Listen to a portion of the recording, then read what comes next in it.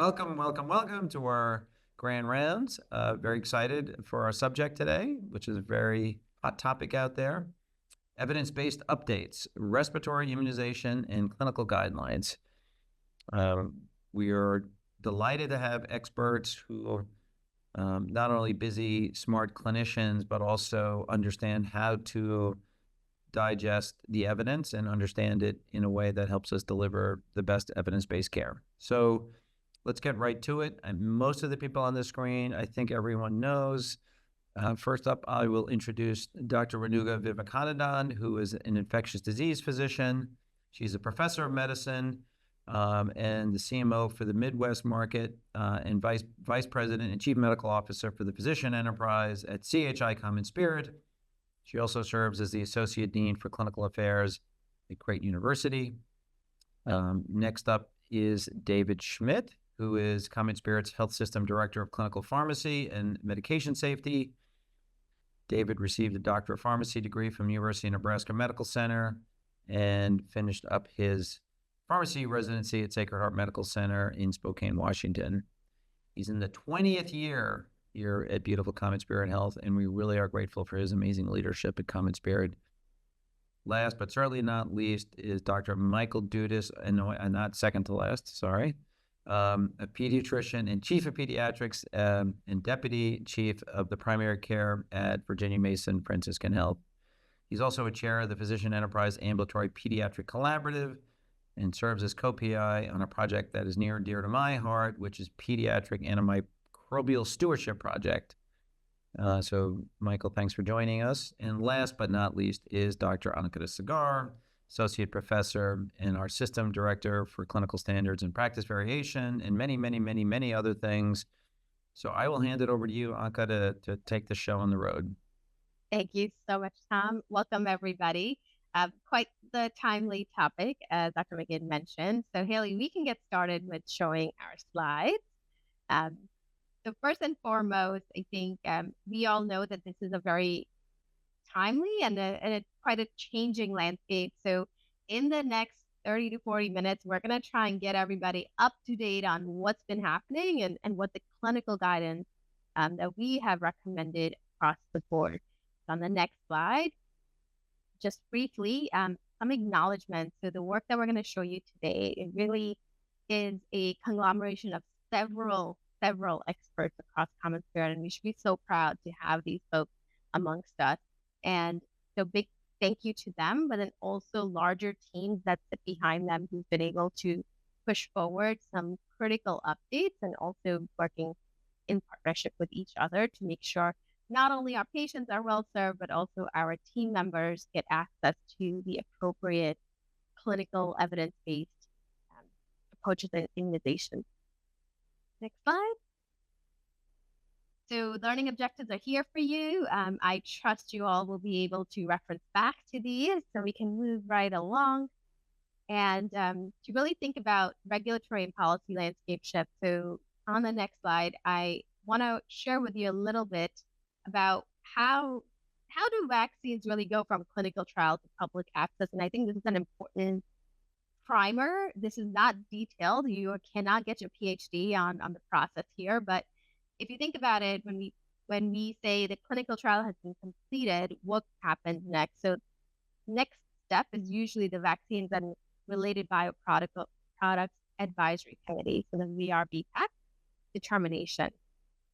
So as part of that FDA approval and licensing process, VRBPAC is responsible for reviewing the data, ensuring that the clinical trials showed two critical things. One is efficacy and two is, of course, safety.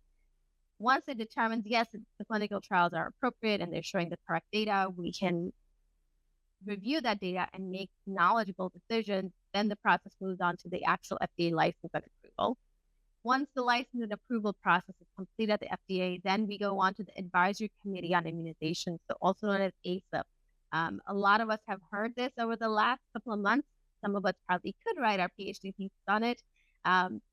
So ACIP really determines who is the appropriate cohort of patients where a vaccination or immunization should be used, under what conditions, and it is based on true data, right? So it's evidence-based approaches.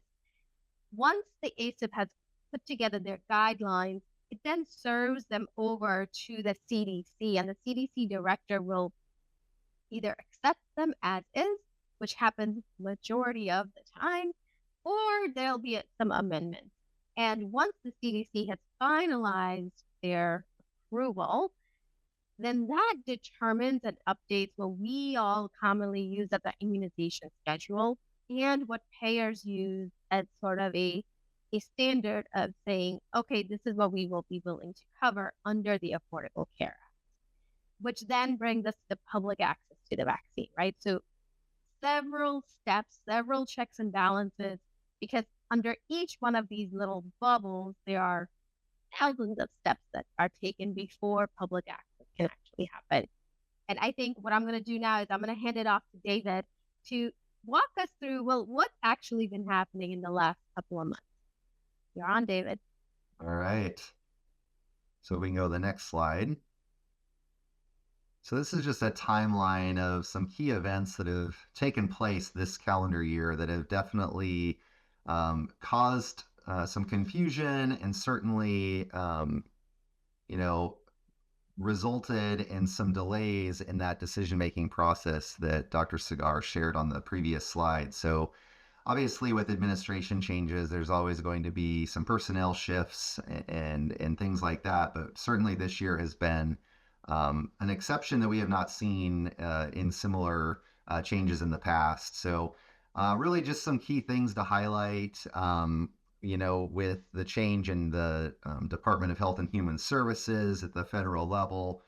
They really came out early in the year to say that the CDC would be kind of pulling back recommendations around COVID vaccines specifically, and especially in healthy patient populations. And that sort of was the domino that started this whole cascade then of this tug and war between health organizations and the federal, administration in terms of vaccine recommendations. And so you can see in a couple of the pink boxes that I highlighted there, the ACOG, the American Academy of Pediatrics, and the American Academy of Family Practitioners all came out with their own statements then around COVID vaccine and recommendations that were not necessarily in line with what was coming out of our federal organizations, including the FDA, the CDC, and others. In August, the FDA did approve the COVID vaccines for this year, but they updated the labeling, which is from historical FDA indications that were approved either through emergency authorization processes or were previously approved in the package inserts. And that really sparked a lot of controversy in not knowing how these vaccines ultimately would be covered by payers. And so if we can go to the next slide, I can kind of talk through some of the processes that occur through the different bodies, and Dr. Segar kind of mentioned on these as well. But once the FDA approves a vaccine in the package labeling for that vaccine, the recommendations then turn over to the CDC for how that vaccine is actually going to be made available to the public, what the coverage is going to look like, and generally insurance companies follow the CDC vaccination schedule, and the CDC gets their vaccination schedule recommendations from the ACIP. So you get this cascade of information. And this year, there's been a number of changes to membership of the CDC and the ACIP. And so that has also led to a lot of hesitancy around what's coming out of these recommendations. And again, that tug of war between the federal recommendations and what a lot of our health organization leadership and clinical leaders are providing in terms of recommendations. And then ultimately, when you get down to administering the vaccine to the public, the state level regulates the scope of practice of pharmacy and pharmacists. And so that also comes into play when we think about, is a prescription needed for these vaccines? Are pharmacists allowed in the states to have conversations with patients about benefits, risks, and documenting the shared clinical decision making that's really being pointed to now from the CDC and ACIP. And so that's really where we have now caught up with some of those recommendations, and that's where our work group came together to kind of evaluate all of this and come up with some recommendations for Common Spirit. So that's what we're going to begin to go into here in a little bit. And I think next I will hand it off to Dr. V, maybe, if we go to the next slide.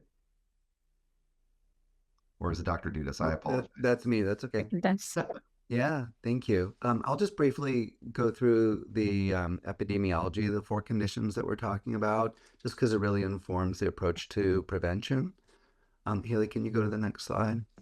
We can start with influenza, which, as I think most people have experienced, it's an acute onset respiratory infection caused by influenza viruses A and B. In addition to the respiratory symptoms, it's usually characterized by pretty significant systemic symptoms, such as fever, chills, muscle aches, malaise, and fatigue. Complications from flu can include pneumonia, both viral and bacterial, and exacerbation of underlying health conditions. The transmission, it's primarily by respiratory droplets, and it's highly contagious. For this one, children really play a pivotal role in community transmission, with really the highest rates occurring in children. About 9% of kids develop symptomatic influenza each year, and that decreases with age. There's a winter predominance, and so each year we see that seasonal epidemic that we have. The highest risk populations are the young children, older adults, pregnant individuals, and persons with chronic medical conditions. There is a really huge disease burden of this each year, with somewhere between 9 and 45 million cases annually, depending on the severity of the seasonal epidemic. There can be up to 21 million outpatient visits in a bad year, up to 810,000 hospitalizations, and up to 61,000 deaths. Immunizations came out a long time ago. They were first introduced in the 1930s, and vaccination reduces the risk in healthy adults by 40 to 60% of getting symptomatic disease. But even beyond that, it really substantially reduces all the severe outcomes across the age groups. Next slide, please. So RSV disease, what is that? It's an infection caused by a virus that typically begins with a mild upper respiratory tract infection and then progresses over several days to more pronounced lower respiratory tract symptoms, especially in infants and young children. In fact, it's the leading cause of lower respiratory tract infections in children, but it can also cause significant disease in older adults and immunocompromised individuals. It's transmitted also by respiratory droplets, but also contaminated surfaces commonly, and nearly all children are infected by age 2. It also goes around in the wintertime. We see a seasonal peak, typically from sort of December timeframe until March, April. The highest risk populations for this are really the youngest of our patients and the oldest of our patients. And so young infants less than 6 months of age are at higher risk, and especially those premature infants with chronic health problems, but also elderly people over the age of 75. The disease burden is really amongst those children less than 5.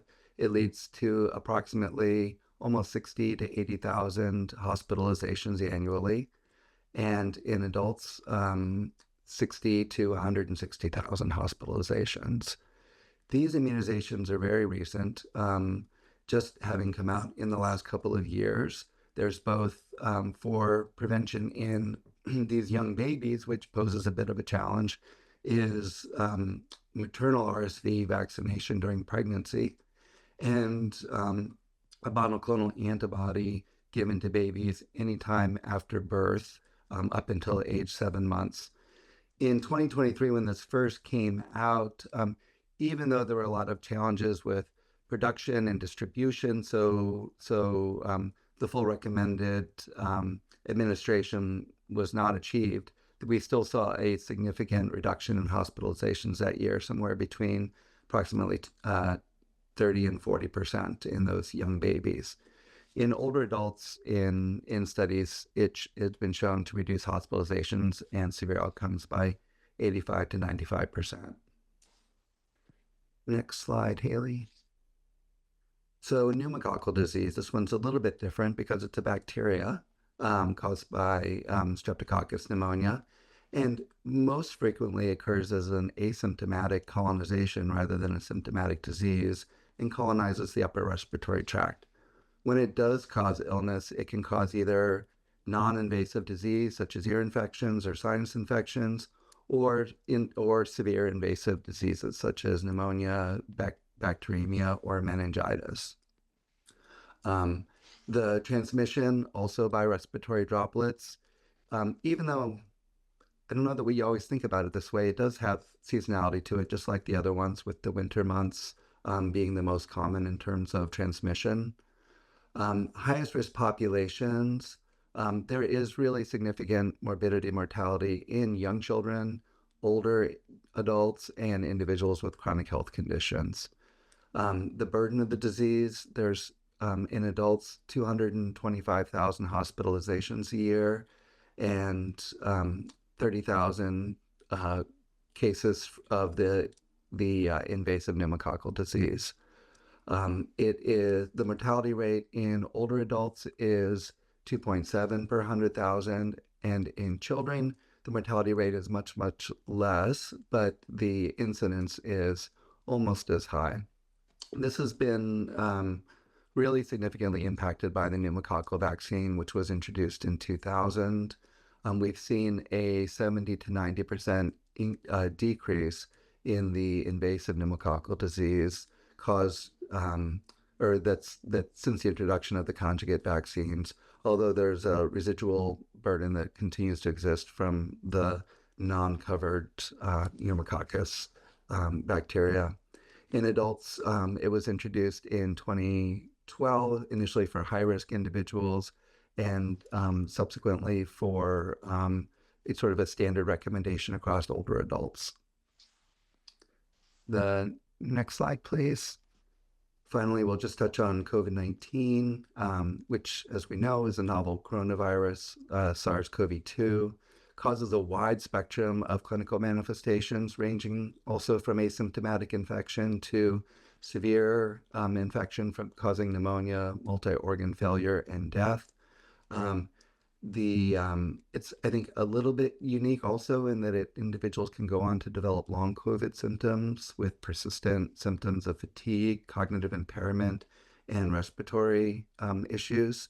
It's transmitted both by respiratory droplets and aerosols.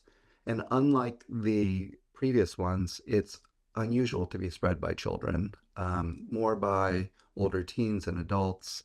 It's transmitted throughout the year, but there is a higher incidence during the colder months. Older adults tend to be the highest risk for severe disease and mortality, and those with chronic health conditions. The highest hospitalizations are among the oldest adults over 75, but also by the very young infants under 6 months of age and adults 65 and older. The vaccines were quickly introduced after the pandemic started in December of 2020, and it's highly effective at preventing symptomatic disease and severe disease. It's estimated to have prevented somewhere between 14 and 20 million deaths globally during that first year of its rollout. Next slide. Perfect. I'll go ahead and hand that off. Thank you.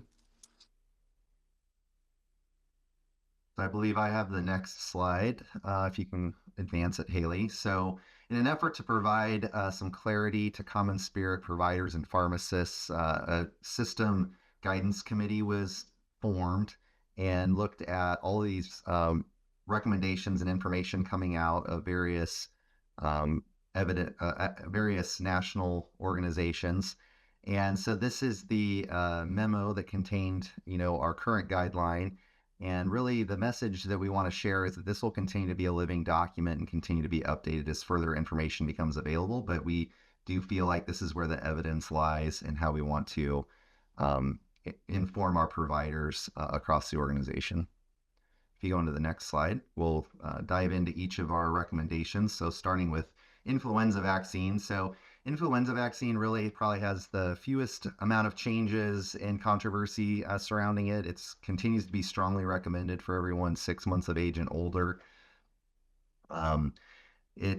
Vaccination obviously prevents flu and many of the serious complications that can come from that, and can help lessen morbidity of the disease as well. All persons should receive an age-appropriate influenza vaccine, and evidence continues to remain strong for patients 65 years of age and older to receive either the high dose or an adjuvanted influenza vaccine, as those help boost immune response and antibody production. Also just want to mention that FluMist is now available as a self-administered option for patients who have an aversion to needles. But it should be noted that that is a live attenuated version of the influenza vaccine, and so is not appropriate for pregnant patients or immune compromised patients. Next slide, Haley. Also, just a note about egg allergy. This is a common controversy over the years, whether or not patients with egg allergy should receive influenza vaccine. And CDC has updated their recommendations and guidance on this in recent years. And so we just wanted to call out that now the CDC does recommend that patients should receive influenza vaccine regardless of egg allergy. In the vaccine safety data link study, there was more than 25 million doses of various vaccines given to adults and children. The overall rate of anaphylaxis was 1.3 cases per 1 million doses for all vaccines, and a very similar rate amongst seasonal flu vaccines as well. So these vaccines present very little risk. These studies did include patients with egg allergy, so presents relatively low risk to patients even with documented history of egg reaction. And there is always a risk of anaphylaxis when administering vaccines, and so vaccine providers should just be prepared to manage any reactions that could come up. Next slide. Great, thank you. So RSV vaccines for adults, just to comment, as an ID physician, when we did have RSV vaccines that were approved, I was incredibly excited. Looking at CDC guidelines, currently RSV vaccines is recommended for 50 years or older if you're at high risk, but definitely if you're over the age of 75, 1 dose is recommended. And what are the vaccines that are available? We have Arexvy, we have Abrivio, and of course now we have a recent one in the market, mRNA vaccine, Remdesivir. All these 3 vaccines are approved for adults. Another important thing that Dr. Dudas earlier mentioned is, it's surprising data for adults. You see about 60 to 150,000 hospitalizations for adults with RSV vaccines. And you could actually have mortality of close to 6,000 to 10,000 mortality in patients older than 65 years of age. So it's definitely a great vaccine for our adult population. Dr. Dudas, I think next slide is yours. Thank you. So for RSV prevention for infants, there's a sort of a dual strategy for both infants and mothers. The CDC recommends either one of the following 2 approaches: either that the mom receives RSV vaccine during pregnancy, sometime between 32 and 36 weeks. Interestingly, because of the seasonality, that recommendation for those immunizations are September through January. It is just a one-time vaccination. So with a pregnancy, a mom may receive the RSV vaccine. With, at this current point, future pregnancies, they would not receive the vaccine. But the vaccine produces good antibodies that help protect the baby for the first 6 months of life. Next slide, please. So strategy number 2, given that not all moms either get the vaccine or are eligible for the vaccine, there is a long-acting RSV antibody. The Again, this is for infants just whose mothers did not receive the RSV vaccine, and it provides very good protection, lasts for about 5 months. There are a couple of options available, and high-risk infants, so those premature infants who may have chronic lung disease or other significant cardiac disease may also qualify for this in the second year. But as I mentioned, most kids are infected in the first couple of years of life, so the biggest benefit is really for the majority of babies in their first year. Next slide. This is a graphic that just shows that sort of combination, which I think we're all sort of getting used to in these first couple of years of using both the vaccines and the immune globulin, but the timing at which the vaccine is recommended and the timing of year during which the monoclonal antibody is recommended. So this is good for reference. Next slide, please. And then I'll just quickly start with pneumococcal. The pediatric pneumococcal vaccine, as I mentioned, came out in the conjugate vaccine in 2000.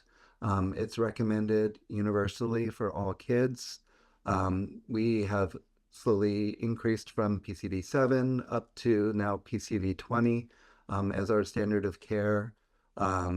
It follows the routine childhood immunization schedule with vaccines at 2 months, 4 months, 6 months, and a last one soon after their first birthday. Let's see. There is a catch-up schedule that's important to know if individuals have not received the earlier vaccines, and it may also be recommended, depending on underlying health conditions, that a child also receive the pneumococcal polysaccharide vaccine. Next slide. All right, back to you. All right, so this slide just gives the recommendations for adult pneumococcal vaccination. So in general, adults 50 years of age and older are indicated to receive 1 dose of either PCV20 or PCV21 to complete their vaccination series. There's differing recommendations if patients received pneumococcal vaccine previously, including if they've received the PPSV23 vaccine, then they can receive one-time catch-up dose with the polysaccharide or the pneumococcal conjugate vaccines. For adults ages 19 to 49 who have certain chronic medical conditions or risk factors, they can also receive pneumococcal vaccine. And currently, the Common Spirit formulary pneumococcal vaccine is Prevnar 20. And so that is our current recommendation. If you go to the next slide, because of the number of vaccines and changes to the vaccines in the pneumococcal space in the past several years, this can often be one of the more confusing vaccines from an ordering standpoint. And so there are various tools available to help providers make these recommendations and orders. And so just wanted to share this one particular app that can help if you have questions about, based on your patient's vaccine history, what pneumococcal vaccine may be most appropriate for them. Next slide. All right, COVID-19 vaccine. So Dr. Srinivasan, he's an infectious disease physician. He's at CDC. His team with the ACIP recently came up with a recommendation looking at all the data on September 19, 2025, recently came out. And what they really found was, what are the advantages of having COVID-19 vaccines? For children, if you have COVID-19 vaccine, you reduced emergency department visit and urgent care visits. For adults, the same data showed reduced emergency care visit and urgent care visits. Again, for adults aged greater than 65, and without immunocompromising condition, you still have reduction in hospitalization. And as far as mortality and severe infections, you again saw benefits at 65 years and older for adults. So definitely their data supported that getting COVID-19 vaccine is very beneficial. I looked at other data as well from China, Denmark, USA. They have done large meta-analysis, and this definitely supports their recommendation. vaccinations. Next is vaccine efficacy. So looking at 2023 to 2024, 2024 to 25 season, if you had vaccine, if you had the infection, or both, you had immunity. And if you did have infection but not the vaccine, it does protect you, give you some immunity. But of course, over the years, it can wane. So that is why it's really important not only getting the vaccine when you have the infection. So next slide, please. So safety concern. So what are the common adverse events from COVID-19 vaccine? Injection site discomfort, headaches, fever sometime, and fatigue.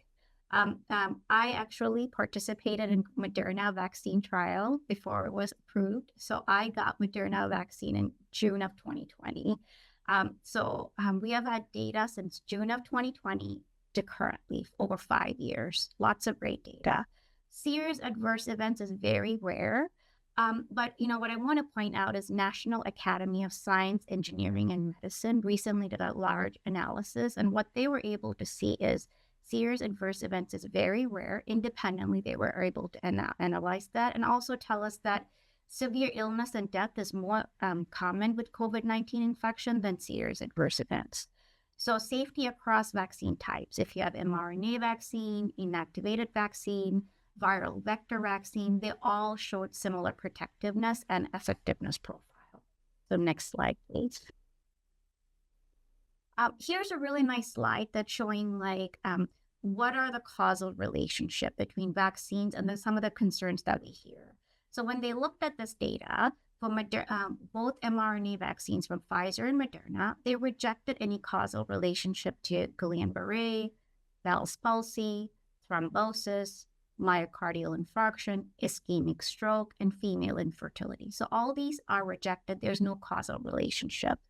There is some causal relationship when it comes to young adults and adolescents when they have some small incidents of myocarditis, very rare.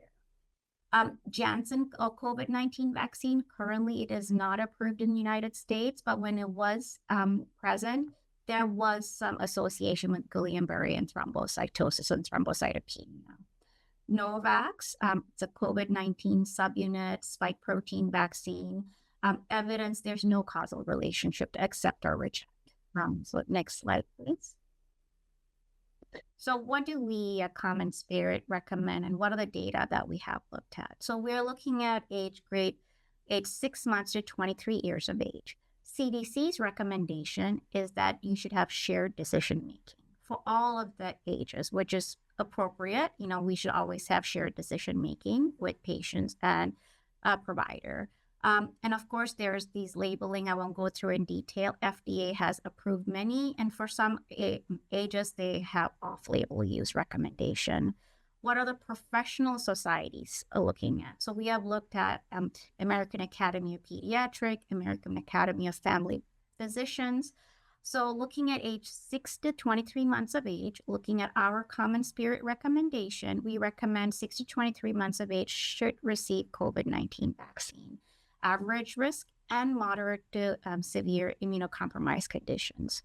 When you go to age 2 to 18 years of age, again, CDC says shared decision making.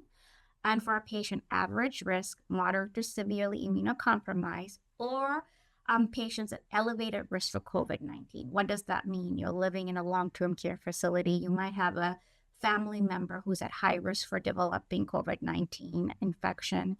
For shared decision making, as far as Common Spirit Health's recommendation, we are following American Academy of Pediatrics and American Academy of Family Practice Physician, and we're recommending 2 to 18 years of age getting COVID-19 vaccines.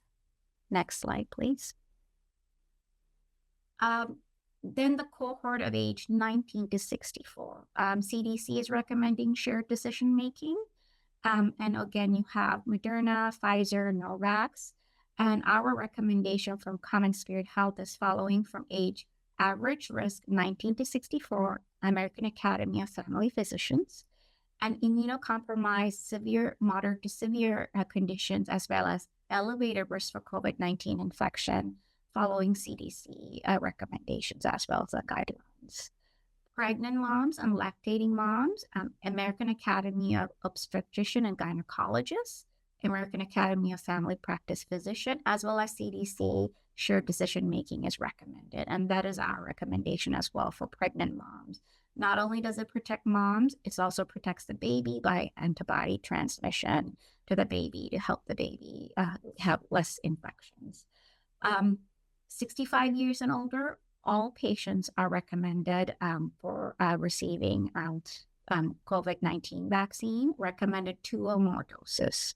And CDC also says shared decision making. So we use the CDC recommendation for age 65 and older. Next slide, please.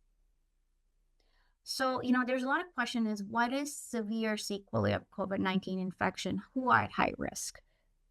Age 65 and older, increased number of underlying medical conditions, children who have medical complexity, genetic, neurological, metabolic conditions, congenital heart disease, people living in certain geographic areas with certain jobs, those unable to receive healthcare, people from different racial and ethnic minority groups, and people with disability. So all of these areas puts our patients at high risk for developing COVID-19.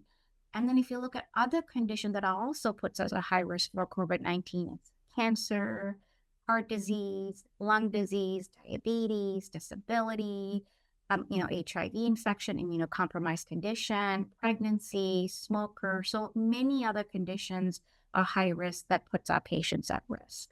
So definitely, as an infectious disease physician, the data is very strong and the vaccines are really beneficial for our patients. Next slide, please. Thank you. Perfect. Thank you. So I will wrap us up and we can move to the panel discussion. So again, this should be in your email. So if you haven't had a chance to look at it, that's okay. We dropped the links for the guidelines in the chat for everybody. Please access them. And, one of the things I want to underscore is when we looked at the totality of all the recommendations, we really thought about, well, how do we define evidence-based medicine? That really anchors on 3 aspects, right? The science, so the evidence, our internal clinical expertise, external review of that expertise, and of course, always patient values, right? Those 3 combined is what, to us, defines evidence-informed or evidence-based care. And in that perspective is how we recommend you take a look at these guidelines and implement them. On the next slide, this is going to be a summary slide. You can access these slides. We will make sure everybody has access to them. If you were to print one single slide or take a screenshot or take a picture, this is the slide that I want you to remember because it really simplifies all the other noise around you when you think about vaccinations for yourself, your loved ones, and also our patients and team members. And the last slide is what I want to give you as homework to take home with you, right? We are very fortunate that from the leadership all the way to the front line, there's a commitment that we continue to follow evidence-based recommendations. And as science evolves, you will see this living document that David referred to earlier evolve along with it. So don't be surprised if things change. And it's a dynamic landscape. So we really want you to stay attuned. Review that living document. You have the link in the chat. We will also send it out post. Please disseminate this. Discuss it with your team members, your extended team members, your family, your friends, your neighbor.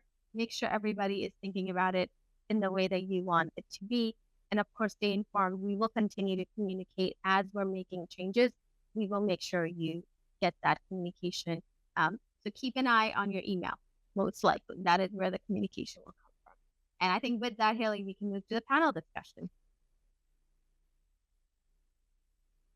Okay. All right.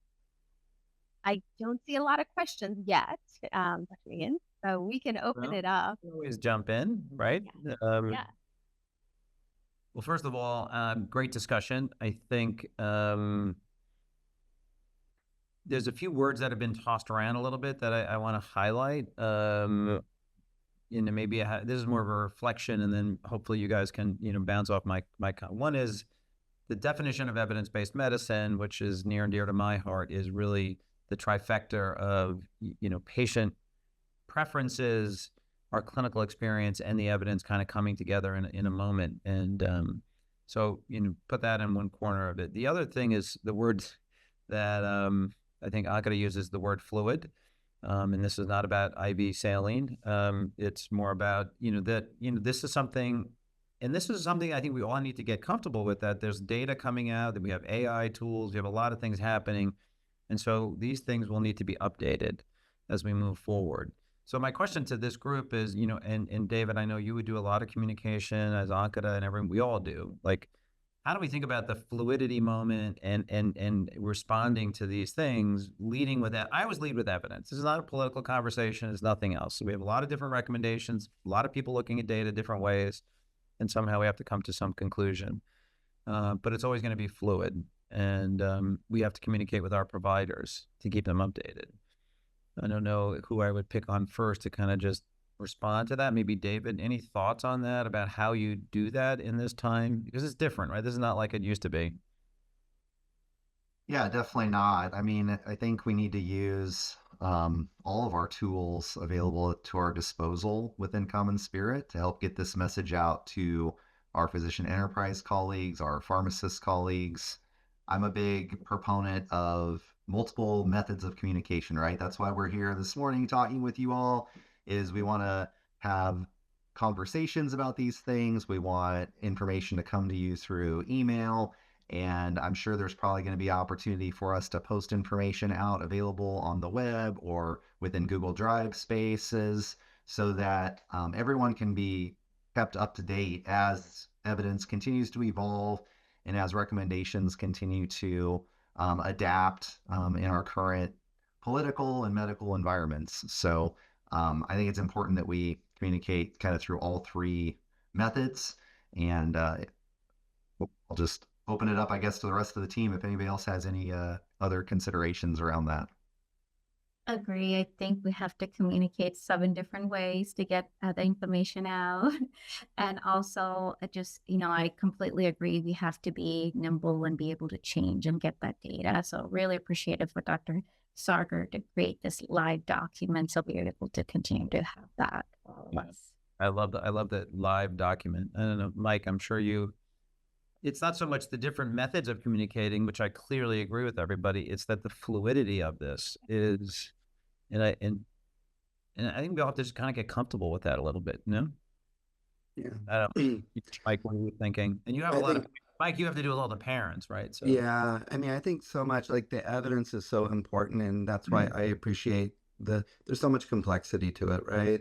And I think sort of the work of this group and what you're seeing presented today really helps distill that down so that we can take that evidence to our patients. But the other big thing is not just the frequency of communication, it's that sort of the how of communication, right? And so I think that's the thing that I've been thinking about so much this year, as the conversations in the last couple of years, as the conversations around vaccines have really sort of pivoted in a lot of different ways. The ways we communicate are as important as the information that we're sharing, because if we're not sharing with an open and receptive audience, then it doesn't matter how strong those recommendations are, right?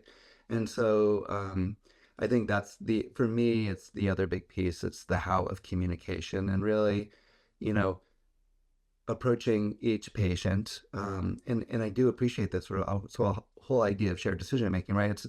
We're approaching the patient and really trying to bring these recommendations to life for their circumstances and their family, their thoughts, their values. And it's not an easy thing to do.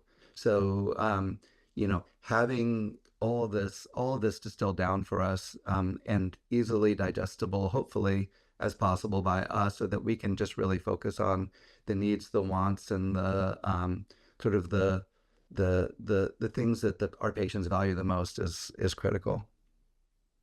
let me add before you go to that question, and this is where I don't know what you call what I'm doing right now, if it's provocative or not, but I do caution us by overusing the word shared decision making.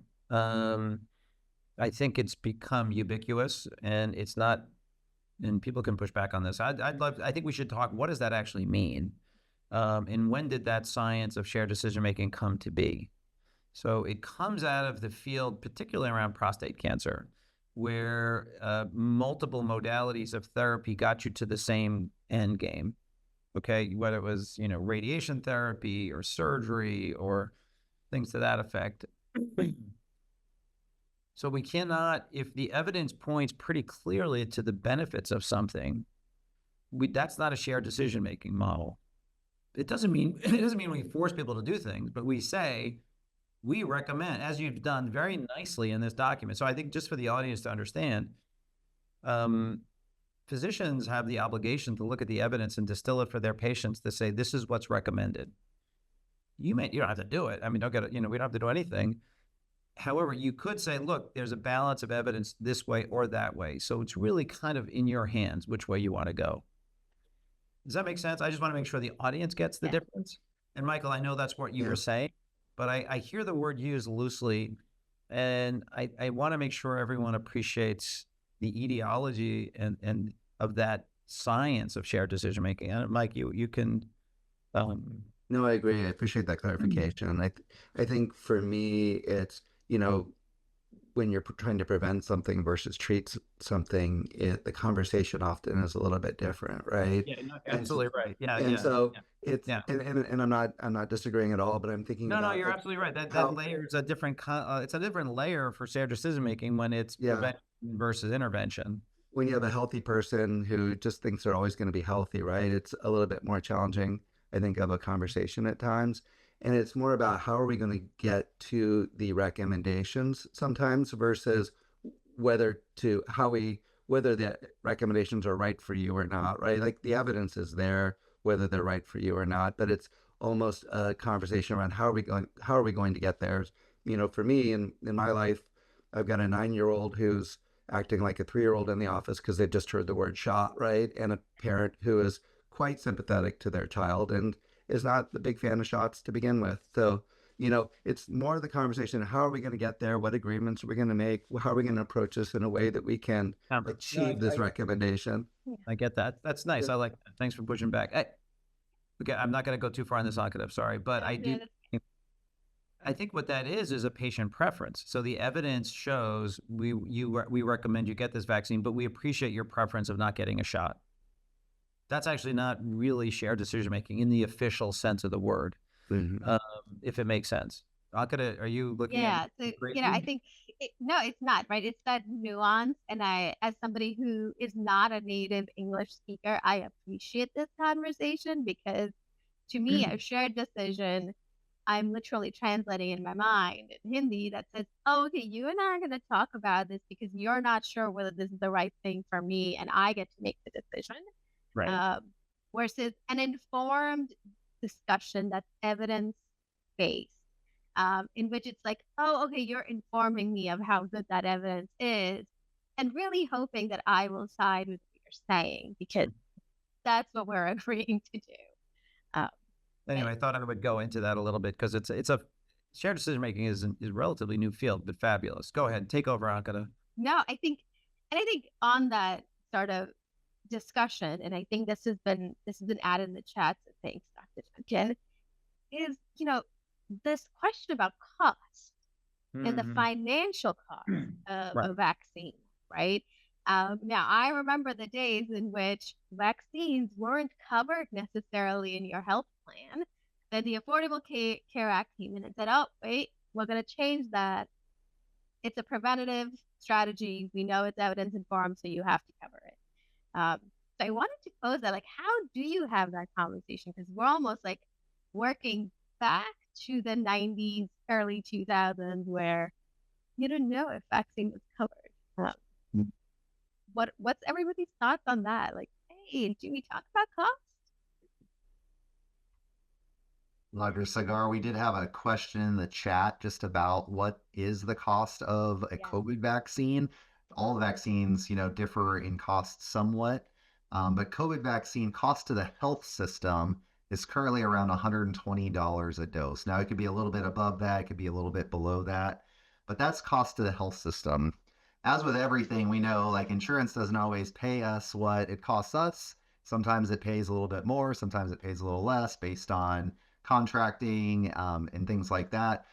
Vaccines are also interesting because they're one of the few things that is reimbursed by both medical benefit and pharmacy benefit. So there's just a lot of moving pieces when it comes to reimbursement for vaccines. But I think the main message, the main takeaway is that the AHIP continues to support coverage of vaccines, including the COVID vaccine, influenza vaccine, as preventative medicine. And so we should anticipate that patients will have coverage and will not, at this time at least, be forced to pay out of pocket for these preventative therapies. And so that we can give that information to our patients, I think, with some confidence now, knowing that, there was a lot of uncertainty about that a couple months ago. And I definitely think that the message is becoming more and more clear that at least for this respiratory season, we expect that these vaccines should be covered again when indicated for the patient or when there's documentation that a shared decision making has happened with the patient and the patient has specific factors that could put them at risk for more severe COVID infection. I do appreciate the AHIP coming out with that statement and saying that they support the coverage of vaccines, which has been really helpful in making sure this year we can cover vaccines for most payers. And I think that then brings me to my next question. Tom, you and I have talked a lot about just in our teams about, well, what about our team members? Like our own employees, are we covering this? Are we not? So wondering your thoughts on just the fact that, we have to expand our view to also think about team members. What do you think? How are you thinking about it? And Was that directed to me or David? that is directly to you. Yes. To me. To Oh, you as a fearless David leader. has the vaccines. No, I think Common Spirit is fully supportive of our staff and their families being vaccinated. And now there's a little complexity to this because some people are in different types of insurance plans. We have union members that may have which is not a small percent, but in general, that is our overarching philosophy. And honestly, if you think about it, it makes perfect sense because we keep our workforce healthy is probably a good idea.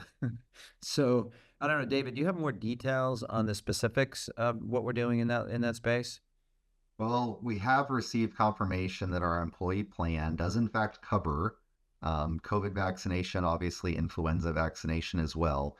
However, there is a lot of mixed messaging out there, and we have heard reports that employees have gone to community pharmacies in requested vaccination and been sent away. So basically, I think the message that we want to convey is keep, if you are wanting to be vaccinated, keep pressing, asking questions, making sure that that pharmacies are running the benefit through the plan. If you get a denial, raise that up through the appropriate channels so that that misinformation can get clarified and rectified, because that's not the intent. But we are hearing, just with all of the mixed messaging that's coming out right now, that there is differences in practice and who is providing vaccination and who is not. And it's definitely a challenging situation. So we would just encourage you to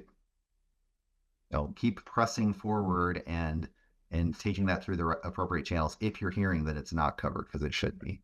Anything else, Dr. Cigar? You've really had most of those conversations with benefits and others. So I think Dave, you're absolutely right. If folks are wanting the vaccine, they should be able to get it. Now, where the rubber meets the road, as you said, was either that they're not putting it through the appropriate benefit, and that's why there's a fallback or a rejection at the pharmacy level, or what they're looking for is really an electronic prescription from a physician or APP saying, yes, you should be receiving this vaccine based on your profile, based on risk factors, etc. Now, a lot of states, and I'm going to put on my primary care hat and I'm going to take off the system vice president hat and describe what's happening. One is states have said, for the most part, no prescriptions are required. However, we know that individual pharmacies may be interpreting that based on FDA guidance. And so if they think this is an off-label use, they may ask you to have a prescription, in which case I just recommend that you have it on hand or have it sent to the pharmacy. So less roadblocks on your end. But certainly let us know if through those channels, like if you're having an issue, because the benefits team has been wonderful in making sure that gets resolved.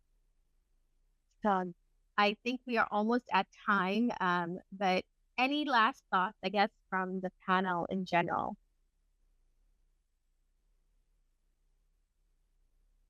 Vaccines are safe, effective, and we should be recommending. And I'm really excited about the live document. Another plug.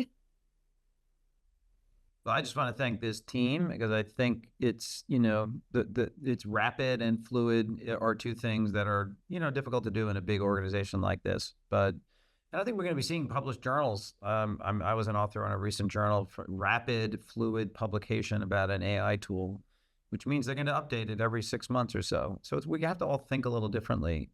And we have to build muscles within our health system that enables us to do rapid reviews that are going to be changing, and we have to be just open to that. That's just the reality of the day. But I appreciate everybody's kind of blazing the trail forward on how we do this communication and updates, and so really, really grateful. All right, thanks everybody.